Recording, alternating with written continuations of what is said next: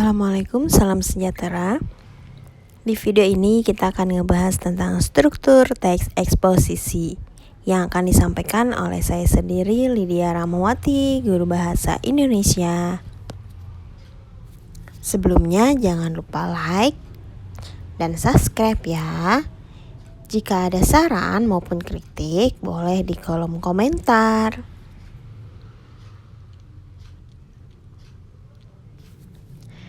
Yang pertama adalah definisi teks eksposisi. Teks eksposisi adalah paragraf atau karangan yang terkandung sejumlah informasi serta pengetahuan yang disajikan secara singkat, padat, dan akurat. Paragraf eksposisi ini bersifat ilmiah atau dapat dikatakan non-fiksi.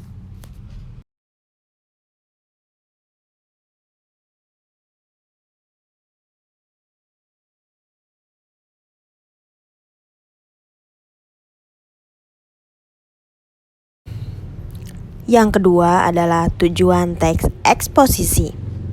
Tujuan teks eksposisi ialah memberikan suatu informasi mengenai suatu atau menerangkan suatu topik kepada pembaca atau pendengar dan memiliki tujuan memberikan suatu informasi sehingga memperluas pengetahuan pembaca ataupun pendengar.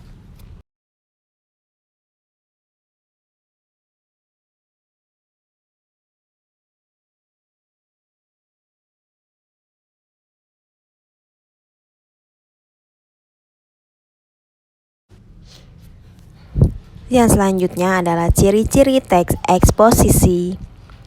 Yang pertama, gaya informasi yang mengajak. Yang kedua, penyampaian teksnya secara lugas dan menggunakan bahasa yang baku. Ketiga, menjelaskan informasi-informasi berupa pengetahuan. Yang keempat, tidak memihak atau berarti tidak memaksakan kemauan dari penulis terhadap pembaca. Yang kelima, teks eksposisi bersifat objektif dan netral. Yang keenam, penjelasannya disertai data-data yang akurat. Ketujuh, berusaha menjelaskan sesuatu. Yang selanjutnya adalah struktur teks eksposisi.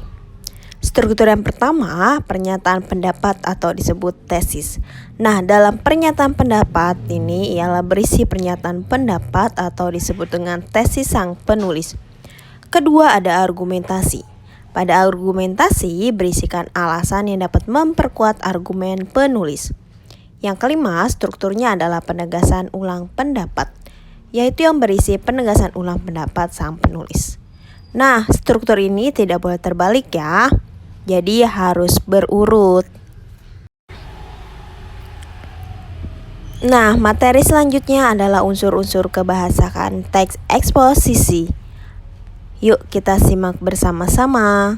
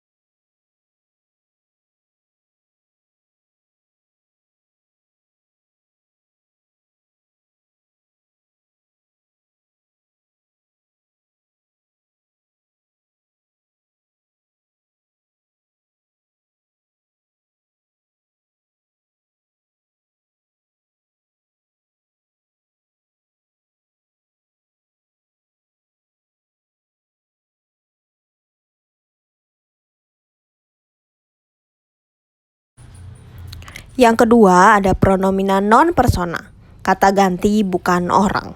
Nah, pronomina non persona juga dibedakan menjadi dua. Ada pronomina petunjuk dan pronomina penanya. Pronomina petunjuk contohnya seperti ini, itu, sini, situ, sana. Dan pronomina penanya contohnya seperti apa, mana, siapa.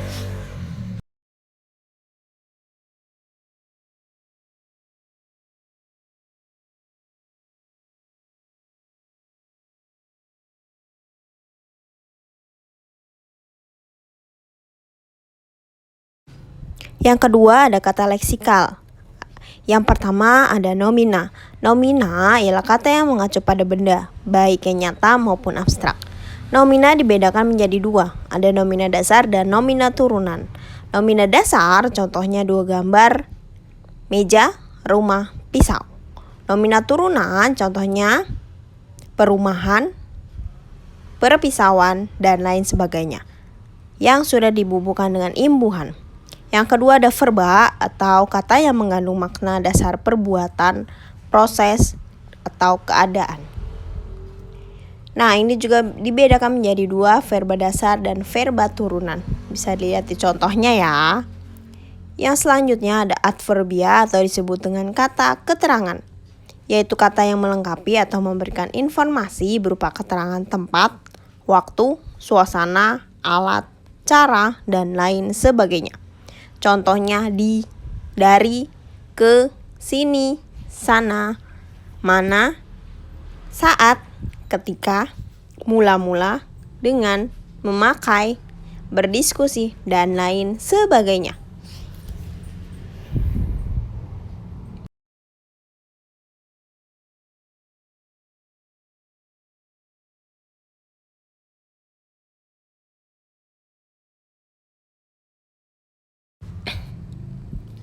Yang ketiga ada konjungsi, yaitu kata hubung. Dibedakan menjadi beberapa. Yang pertama konjungsi waktu. Contohnya sesudah, setelah, sebelum, lalu, kemudian, setelah itu. Yang kedua konjungsi tujuan. Contohnya agar, supaya, untuk. Yang ketiga konjungsi gabungan. Contohnya dan, serta, dengan. Yang keempat konjungsi persyaratan. Contohnya kalau, jika, bila, asalkan. Konjungsi yang kelima konjungsi pembatasan. Contohnya kecuali, selain, asal. Konjungsi yang keenam ada konjungsi perincian. Contohnya yaitu adalah, ialah, antara lain, yakni.